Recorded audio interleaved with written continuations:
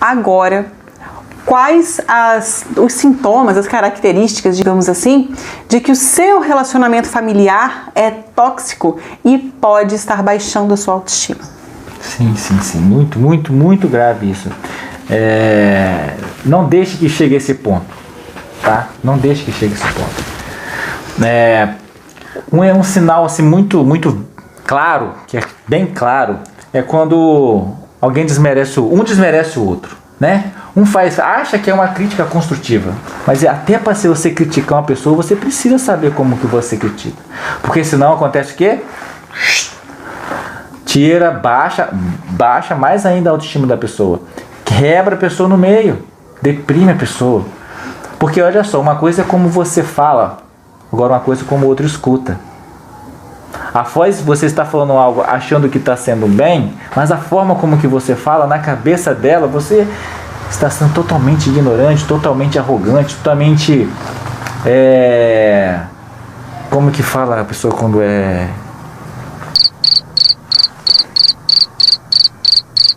egoísta. Você está sendo totalmente egoísta na cabeça dela. Mas talvez a tua intenção não foi essa, né, Poli? Mas a outra pode representar dessa forma. Mas o desmerecimento, essa parte da crítica desconstrutiva e o desmerecimento, ele acontece muito. Já atendi muitas famílias assim. Um dia desse mesmo estava atendendo uma moça com depressão, e a depressão dela, graças a Deus, já passou, mas tem pouco tempo, foi muito pouco tempo, foi aumentar a autoestima dela e a depressão foi embora. E o relacionamento dela era tão tóxico, a ponto do marido dela reclamar que o jantar que ela fazia, que o almoço que ela fazia era ruim, que ela não cozinhava direito, que ela não limpava a casa direito, que nada que ela fazia era bom. Então, assim, a pessoa vai desmerecendo o que o outro faz. Se você cuida dos filhos, falava que não cuidava direito, se trabalha fora, né? Então, assim, a pessoa começa a desmerecer tudo que você faz. E isso é um sinal de relacionamento tóxico. E o que isso faz com a autoestima da pessoa, seja ela homem, mulher, pai, mãe, filho? Já viu aquele pai que fala assim para os filhos: não faz isso, você faz tudo errado. Toda vez que você pega uma coisa para fazer, você faz tudo errado, você quebra a mesa, arrebenta a geladeira. Você está o quê? Desmerecendo seu filho e fazendo a autoestima dele cair cada vez mais. Aqui no nosso condomínio me fez lembrar que tem o pai de uma criança, gente, eu acho que ele não tem nem 2 anos. Não deve ter 2 anos. Fez 2 anos. Você já sabe até o exemplo que eu vou dar. Já puxou o gancho. Ele viu a bicicleta do nosso filho. Aí ele quis tentar sentar. Nosso filho tem 3 anos. Não, meu filho, você não vai conseguir. Você não dá altura, você não consegue. E eu me senti tão mal com aquilo, porque a criança vai achar que ela é incapaz, que ela não consegue. E eu falei: não, fulaninho, vem cá, você consegue sim, tenta, vai tentando aí que você dá altura, que você consegue. É assim que você age com seus filhos, é assim que você impulsiona aquela pessoa para ser feliz, para ser melhor do que ela já é. Agora, se você fala: não, você não consegue, e se a pessoa acredita naquilo? Pronto, não realiza mais nada na vida. Por isso que a gente não deve desmerecer o outro e julgar o outro incapaz de algo. Mas a criança de 2 anos não vai conseguir subir na bicicleta de um de 3. Você não sabe?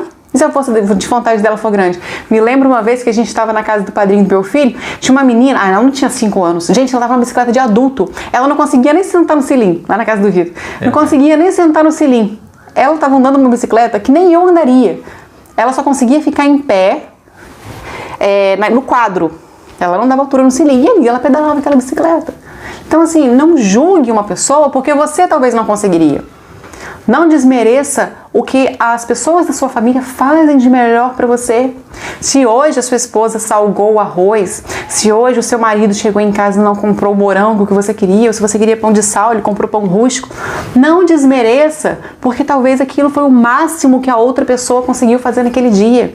E quando você reclama e desmerece uma coisa que a outra pessoa fez, a chance dela nem fazer mais pra você é enorme, né? Poxa, eu compro pão pra você, pra te agradar, você reclama que não é do rústico, é de sal. Então, assim, tenha cuidado com o que você fala com o outro, porque você pode estar destruindo a autoestima de alguém.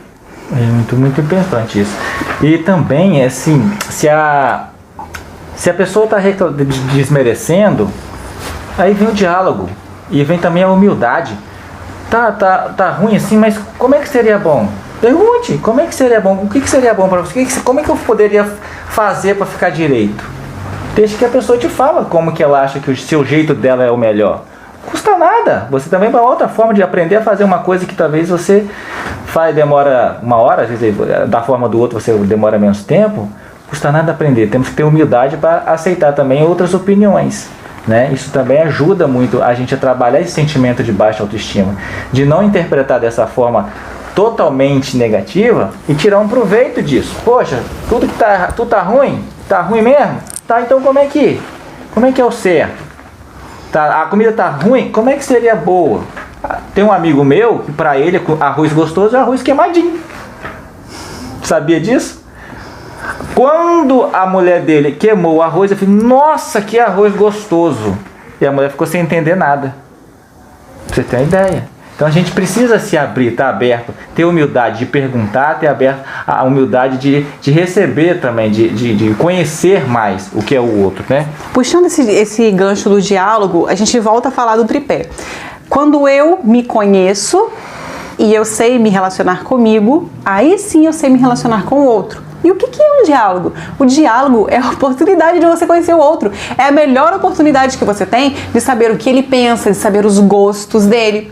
Quando o casal tá namorando, gente, conversa. Essa prima minha que eu falei no começo do vídeo, ela tá namorando, tá no início de namoro, tem 1 mês de namoro. Conversa, fica até de madrugada com o telefone conversando. Tenho certeza que eles se conhecem praticamente já do avesso. Agora, por que depois que casa, ela ainda não se casou, por que depois que os casais casam, eles param de conversar? Você acha que você já sabe tudo sobre aquela pessoa? Nós temos 11 anos juntos e daqui 10 dias da gravação desse vídeo nós vamos fazer 5 anos de casado. 11 anos juntos, você imagina? Eu não sei tudo sobre ele não. Cada dia que passa é uma história nova que ele me conta, ou é alguma coisa que mudou dentro dele. Eu não posso achar que o Renan de hoje, né, o Rê de agora, é o mesmo que eu me casei, porque não. Ele se transformou, ele foi se transformando a cada dia, adquiriu valores novos. Então eu não posso achar que aquela pessoa é a mesma de antigamente. E é por isso que muitos relacionamentos se afundam. Você não conhece mais a pessoa com quem você se casou. Por quê? Você para de perguntar, você para de dialogar, você para de conversar com aquela pessoa, de trocar ideias, opiniões. Às vezes a pessoa gostava de preto, agora gosta de branco. Às vezes gostava de rosa, agora gosta de azul. Você não sabe, a pessoa pode trocar do gosto, né? Às vezes trocou de time igual eu. Enganou. Então, assim, a gente precisa dialogar com o outro o tempo todo para a gente ir gerando um equilíbrio no decorrer do crescimento do nosso relacionamento, gente. Se vocês não dialogam, desculpe, seu relacionamento vai acabar, sua família vai acabar. Se você não dá oportunidade para os seus filhos expressarem a opinião deles, o gosto deles, né, aquela família que só impõe, poxa, saiba respeitar o gosto dos seus filhos também, para algum tipo de comida, algum passeio. Às vezes ele não quer ir na casa de um tio, saiba também respeitar, não obedecer, mas respeitar, ouvir o seu filho, por que ele não quer ir lá. Às vezes ele foi até assediado, né, sexualmente, já que isso acontece muito no meio familiar, e você fica forçando aquela criança a ir lá. A grande maioria esmagadora das mulheres que eu já atendi até hoje foram abusadas sexualmente no meio familiar. Isso é duro de ouvir, isso dói. E muitas vezes você não tem essa acuidade, essa sensibilidade de entender o seu filho por que não quer ir na casa de um parente. Por quê? Falta diálogo, falta percepção. A falta de diálogo é um dos motivos destruidores de família hoje. E quem que é o responsável pelo diálogo na sua família? Ah, meu marido não conversa comigo. E por que você não conversa com ele? O responsável pela comunicação, ou pela conversa, pela iniciação do diálogo, é sempre você. Simples assim. Pare de jogar a responsabilidade para cima do outro. Assuma a responsabilidade. Se você quer que sua família tenha diálogo, seja o provedor do diálogo. Inicie o diálogo. Se você quer que a tua família, que seu esposo, seus filhos vão para a igreja, provê isso. Seja o provedor dessa mudança na vida deles. Comece a ir sozinha. Comece ele. Ah, mas aí tem gente que bota desculpa. Ah, eu quero ir, mas ninguém quer ir comigo, né? Vou sozinha. Não, seja você o provedor. Vá sozinho. Amanhã você leva convide. Já viu o ditado? Pedra dura, água bate. Água mole, pedra dura. Tanto bate até que fura. Eu já falei esse ditado aqui hoje. Exatamente, é dessa forma. Seja você, para de jogar a responsabilidade para cima do outro. né? Se você quer mudar, que a sua família mude para aquilo que você quer, comece com um pontapé inicial, você. Pare de esperar pela ação do outro. Para com isso. Seja você, tá? Nós estamos falando aqui de você, não é do outro, não. Tudo que nós estamos falando aqui, que o outro reclama, que o outro, beleza, mas é você que é o provedor da mudança. A mudança vai acontecer em você, não é no outro. Assim como, se a outra pessoa tiver iniciativa, vai acontecer nela também. Sim, ou isso. Mas você ouviu isso primeiro, agora tem que partir de você. Exatamente. Tá? Brincadeira. Então, são muitas outras coisas que influenciam no relacionamento, né? Para tornar o nosso relacionamento tóxico, que é justamente um dos motivos principais que é o causador da baixa autoestima nas pessoas, em nós, né? Reclamar das coisas que você faz, a Poli já falou, por exemplo, falta de reconhecimento, né? Não reconhecer nada. Gente, esse é um dos principais. Todo ser humano, ele precisa de reconhecimento. Eu, Poliana, preciso de reconhecimento. Eu quero elogios? Não, eu quero reconhecimento. Renan, tenho certeza que para ele é importante reconhecimento. Demais. E quando a pessoa não é reconhecida pela família, na família, isso faz um rombo na autoestima. Eu acho que conta 1000 pontos negativos ali contra um positivo, de tanto que baixa a autoestima. E a falta de reconhecimento, sim, é um grande causador de destruição dos relacionamentos. Por quê? Por que eu falei? Porque o reconhecimento, ele é um valor. Não, então deixa eu reformular a frase porque eu me empolguei. Pode ir. Então a falta de reconhecimento, ela chega a ser um destruidor de relacionamento, de família. Por quê? Porque a falta de reconhecimento leva a baixa autoestima leva à depressão, a pessoa desistir de si mesma e aí desiste até do relacionamento. Então, por isso que a falta de reconhecimento é um grande gerador de baixa autoestima. Porque ela é quase, o reconhecimento em si é quase aquilo que eu vejo realmente de positivo, né? Sim. E muitas vezes a gente não é reconhecido pelo marido. Eu tenho uma amiga que me ligou semana passada falando que ia separar do marido. Eles já voltaram, graças a Deus. Falo graças a Deus porque eu sou a favor da família, não a qualquer custo, tá? Mas ele falou pra ela que ele não a reconhecia enquanto esposa. Gostava que ela trabalhava para ele. E é muito triste você ouvir isso, mas eles conseguiram conversar, conseguiram se entender. Se para eles, se eles se entenderam, tá tudo bem. Então, como que a pessoa pode ser reconhecida só pelo trabalho dela, mas ela não é reconhecida enquanto mulher, enquanto esposa? Poxa, isso dói, né? Imagina a gente que é mulher ouvir isso dói muito. E imagina que tem famílias que não são reconhecidas pelos filhos. Os filhos não obedecem, não respeitam os pais. Já está lá no livro de Deuteronômio, número 6, né? Capítulo 6. Obedeça pai e mãe para que tenha longos dias e dias de glória. Depois virou um mandamento da lei de Deus, um dos nossos 10 mandamentos do Antigo Testamento. Respeite pais e mães. Reconheça seus pais, reconheça sua esposa, reconheça seu cônjuge. Não espere aquela pessoa partir desta para melhor ou para pior, para você reconhecer aquela pessoa na sua vida. Reconhecer que o Renan é um bom marido para mim, ele é um bom pai para os meus filhos, ele é uma boa companhia, ele é um bom cônjuge, ele é um bom companheiro. Reconheço em vida. Apesar de possíveis atritos que a gente possa ter no dia a dia, afinal de contas nós somos vivos, nós somos pessoas de carne e osso, a gente vive, a gente dialoga, a gente conversa, então a gente pode em algum momento ter atritos porque nós somos de verdade, assim como vocês são de verdade. Então, reconheça a pessoa, reconheça seus pais. Mas o reconhecimento também, não só reconhecimento do outro é muito importante, mas principalmente você se reconhecer. Você se reconhece? Mas para se reconhecer, precisa se conhecer. Se você não se conhece, como você vai saber se você se reconhece? Reconhecer, conhecer de novo, né? Refazer e fazer de novo. Então você se reconhece? Às vezes não, porque você nem se conhece. Como é que você vai se reconhecer? E aí faz o quê? Um rombo, um buraco negro na sua autoestima. Exatamente. Um outro ponto que eu queria tocar com vocês também é o parceiro, ele nunca assume a responsabilidade. Isso também faz a mulher ou o homem, a pessoa da casa, da família ali, se sentir muito mal e baixa muito a sua autoestima, né? Porque a pessoa, ela acha que, vamos supor, a mulher acha que só o homem tem que levar e buscar as crianças na escola. O homem acha que só a mulher pode ir lá para a cozinha e fazer um almoço e lavar as vasilhas. Ninguém assume responsabilidade. Você mora nessa casa. O que custa você recolher o seu lixo? O que custa você apagar a sua luz? O que custa você varrer o chão que você pisa? Claro que se for combinado, né? Não, ó, eu só lavo e passo e você só cozinha. Ah, beleza, cada um que se combine. Agora, tem homens machistas, tem mulheres feministas, tem homens, né? Tem parceiros ali, mulheres, que não assumem as suas responsabilidades, nem a mulher as responsabilidades de mulher, nem o homem de homem. E aí, sobrecarrega um dos dois.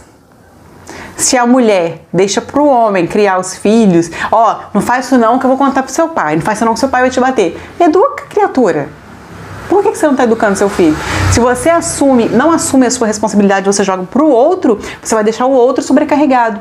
Da mesma forma, se o outro não assume as suas responsabilidades, deixa tudo para você, deixa você sobrecarregada, tanto com exaustão física quanto emocional. Você pode sim deixar o outro exausto emocionalmente ou fisicamente. E aí, quando você deixa o outro exausto nesse sentido, ou seja, cansado no corpo ou na alma, baixa autoestima. Verdade. Outra coisa que é muito grave, que acontece muito, é o cônjuge viver a vida de solteiro. Ah, isso é um clássico, né? Demais. Eu tenho exemplos aqui, até que a Poli tocou no assunto desse casal, né? Que voltou recentemente. O homem, final de semana, que era para ser um final de semana familiar, aquele almoço em família, né? Pelo menos isso é um valor pra gente, é isso que a gente aprendeu na nossa convivência familiar, que a Bíblia ensina pra gente, a importância da família. Aquele que é para ser um dia familiar, um dia de buscar também conhecimento sobre Deus, uma aproximação sobre Deus, não, o homem enche o quintal dele de colega, e churrasco, e cerveja. Não estou dizendo que isso é errado, tomar sua cerveja, bebida, sou mal. Por que não faz o seu churrasco para o seu filho, para a sua família? Por quê? Por que você não toma cerveja com a sua esposa?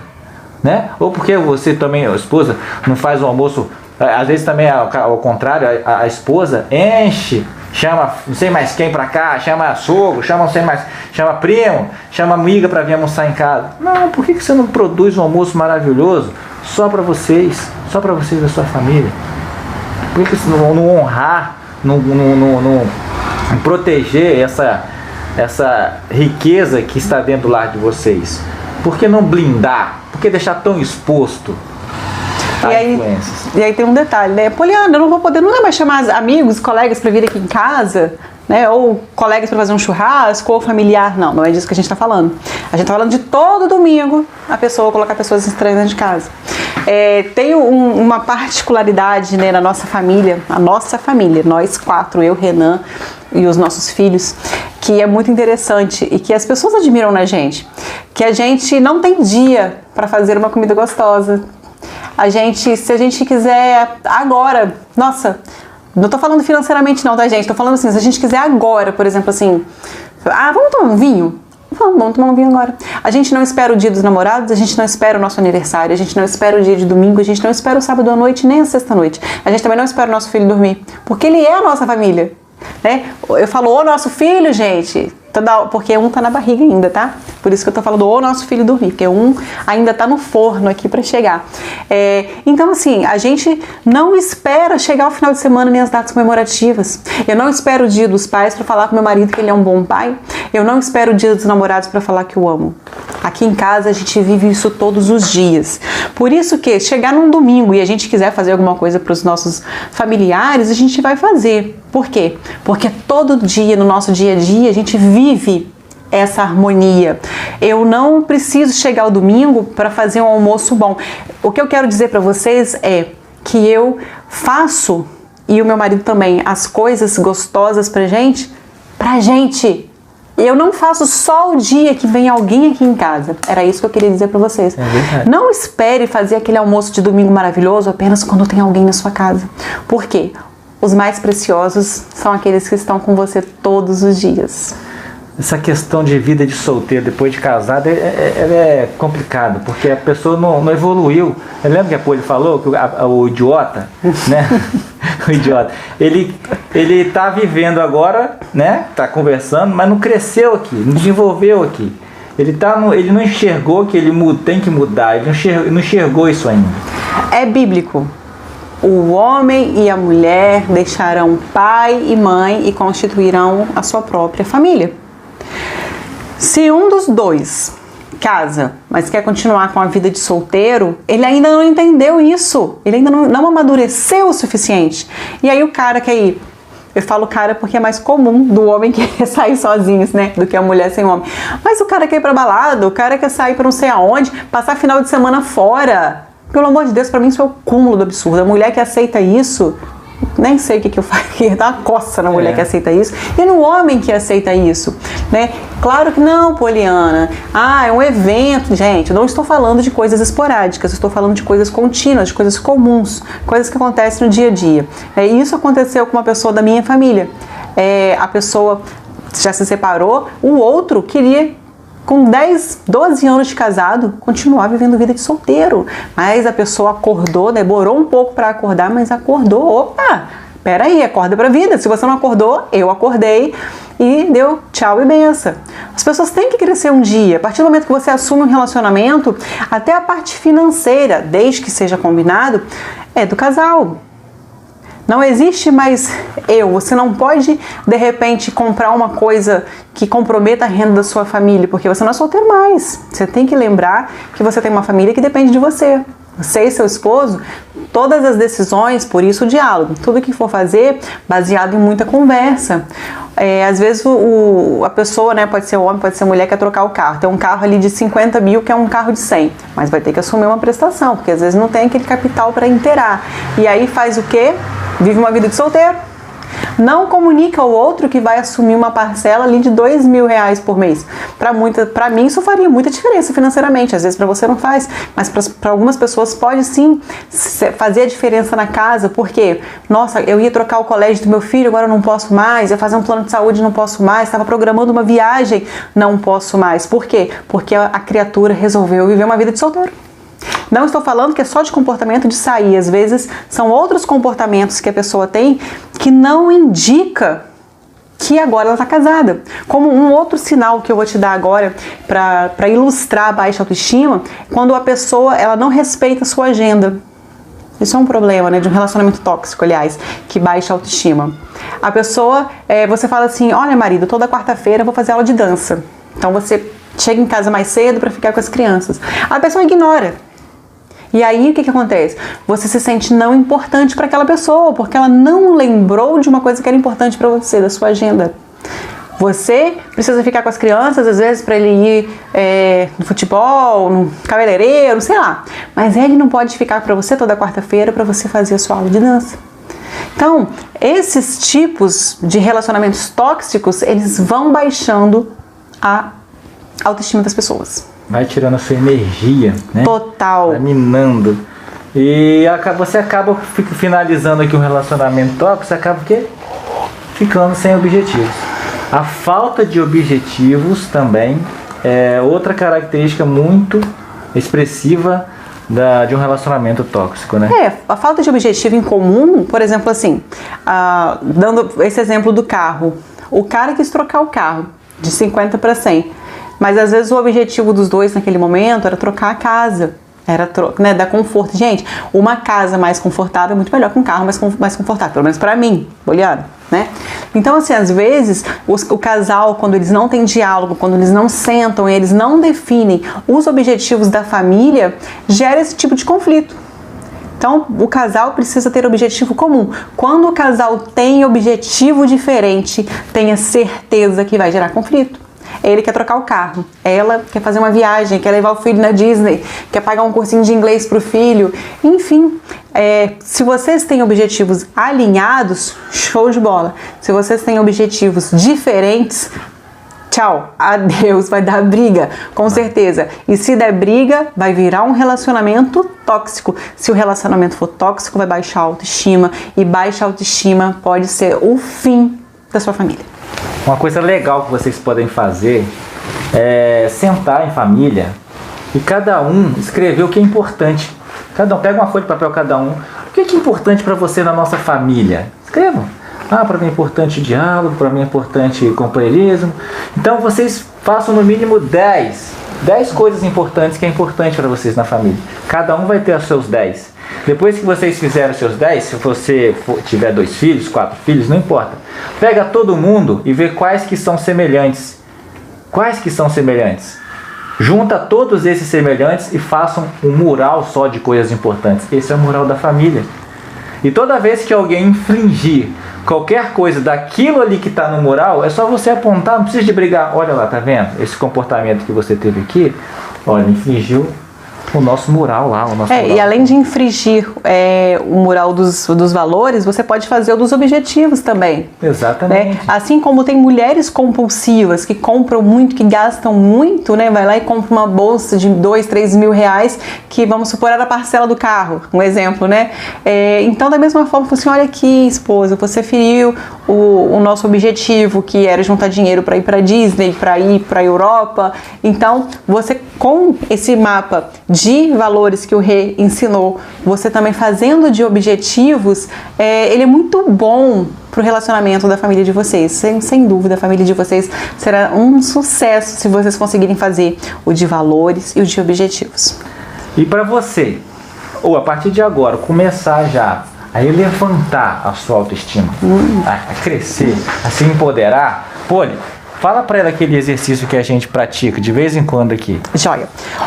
Para você aumentar a sua autoestima, lembra que eu te falei que a autoestima é aquilo que você percebe de positivo menos aquilo que você percebe de negativo. Então você precisa perceber mais positivos do que negativos para elevar a sua autoestima. Então você vai pegar papel e caneta agora e vai listar para mim mesmo, Poliana. Quero que você escreve aí 7 pontos muito positivos que você percebe da sua autoestima. E pode ser físico, pode ser emocional, pode ser ali o que você quiser. Eu vou ilustrar para vocês assim. Por exemplo, eu, Poliana, tenho autoestima alta, por exemplo, por eu ser muito pontual. Eu adoro a minha pontualidade, isso me faz bem, isso me faz sentir poderosa, me dá empoderamento, né? Então, pontualidade é pra mim. Vou dar um exemplo bobo aqui só pra vocês rirem, ó. Ah, o Poliana tem um olho verde, isso aumenta a minha autoestima. Né? Tem gente que fala que sim, se eu tivesse nascido com olho preto, azul, verde, amarelo, mentira, talvez não fizesse diferença. Mas, então assim, é aquilo que você percebe de positivo em você. Outro ponto positivo para mim, eu me considero uma mulher muito trabalhadora. Então, o trabalho, já dizia um filósofo aí, gente, hoje eu estou citando filósofo, né? Que o trabalho dignifica o homem. Então, eu me sinto digna quando estou trabalhando. Gosto muito de trabalhar. Então, o trabalho, para mim, é um ponto muito positivo da minha autoestima. E aí vocês vão pontuando. Pontuem aí 7 pontos da sua autoestima que você fala, caraca, não tem pra ninguém. Pode ser um cabelo cacheado que você tem, que você goste muito, que isso te dá poder. É aquilo que você se sente bem. Fala, caraca, isso aqui me faz bem. E aí, você vai virar a folha e atrás você vai escrever 3 pontos que você percebe como negativos da sua autoestima. Né? E aí ele pode também ser físico ou emocional. Então você vai colocar e vai listar esses 3 pontos. Listou os 3 pontos negativos? Agora vem um pulo do gato. Como eu faço para superar ou melhorar esse ponto negativo? Se você colocou um ponto físico, Poliana, meu cabelo tá ondulado, eu tô com a autoestima baixíssima por causa do meu cabelo. Como que você poderia resolver esse problema? Uma progressiva ajudaria? Ajudaria. Então, ótimo, vai lá e coloca. Vai colocando os pontos. Poliana, eu me sinto triste porque o meu marido não me dá carinho. Então, eu me sinto mal com isso e eu acho que isso baixa a minha autoestima, porque se ele não me dá carinho, começa a achar que o problema é comigo. Ótimo, como que você pode resolver isso? Eu me comprometo a sentar e conversar com ele, que carinho é importante pra mim, que às vezes tem maridos que acham, e mulheres, né, também, que carinho é você... A forma de carinho deles demonstrarem carinho é dando presentes, fazendo alguma coisa. E às vezes sustentando a casa, por exemplo. Mas para a pessoa, ela quer carinho físico mesmo, demonstrações de afeto. E isso é importante para você. Então, se isso for um ponto, coloque aí que você se compromete, então, a conversar com a outra pessoa que não está te dando carinho, pode ser os filhos, né, os pais. E aí, conversar. Então faça isso, liste seus 3 pontos que você percebe como negativos e coloque um plano de ação, o que você pode fazer para superar esses pontos negativos e transformá-los em positivos. Ou pelo menos alcalinizar, né? Neutralizar esses pontos. Às vezes é um ponto que não vai virar positivo, mas também não existe mais como negativo, não está ali descontando ponto, digamos assim, da sua autoestima e te roubando energia. Muito bem. Vai pegar os pontos positivos e vai fazer o que com eles? Só guardar e anotar. Vai, se possível, coloca mais de 7 pontos, mas 7 é o mínimo que você deve colocar. Cola num lugar que você vê todos os dias. No espelho do banheiro. Não, Poliana, no espelho do banheiro e a família toda vai ver. Então cola no seu guarda-roupa, aquele lado do guarda-roupa que é só seu, que só você vai ver. Não, Poliana, todo mundo vai ver também, porque meus filhos abrem, meu marido abre, a minha esposa abre. Põe dentro da Bíblia, põe dentro da bolsinha de lápis, dentro da bolsa, dentro da carteira, dentro da cueca, mas põe em algum lugar que você consiga visualizar todos os dias para que você focalize aquilo dali. Tudo aquilo que você foca, expande. Então foca nos seus pontos positivos, pois só assim você vai aumentar a sua autoestima.